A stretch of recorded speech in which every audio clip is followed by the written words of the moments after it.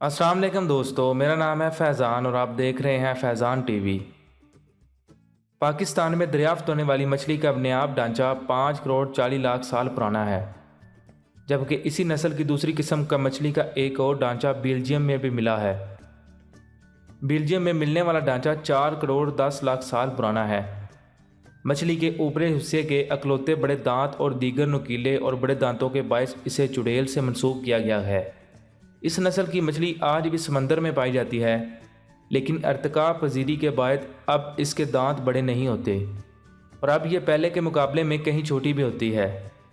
इस नस्ल की मछली दूसरे नंबर पर भी बड़ी तादाद में पाई जाती है और इसे एंक्वेज जबकि पाकिस्तान में आम तौर पर समूरा मछली कहा जाता है। मछली का नायाब ढांचा गुज़श्ता 40 सालों से यूनिवर्सिटी के म्यूज़ियम में रखा हुआ था, जो कि पाकिस्तान में आसार कदीमा के तलाश के दौरान दरियाफ्त हुआ था, और जब इस पर तहकीक की गई तो ये नताइज हासिल हुए।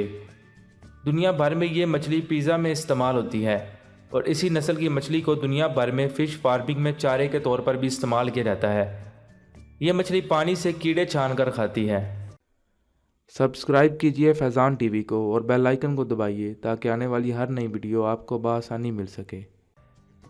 मच्छरों से सब ही तंग आ जाते हैं और ख़ास तौर पर वो लोग जो खुले घरों में रहते हैं या फिर उनके घरों के इर्द गिर्द दरख्त ज़्यादा हों तो इस जगहों पर मच्छर ज़्यादा पाए जाते हैं। लेकिन आज हम आपको एक ऐसे ही गांव के बारे में बताने वाले हैं जहां मच्छर ही नहीं है। चीन का ये गांव मच्छरों से पाक है।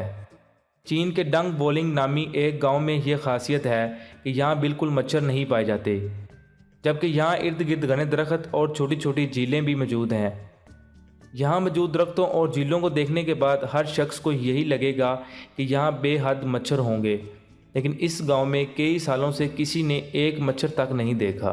इस गांव में मच्छर ना होने की वजह तो अब तक कोई जान नहीं सका, लेकिन यहाँ रहने वाले लोग मेंढक की तरह दिखने वाले पत्थरों को पूजा करते हैं और इनका ये अकीदा है कि इसकी बरकत से इनके गांव मच्छरों से पाक है।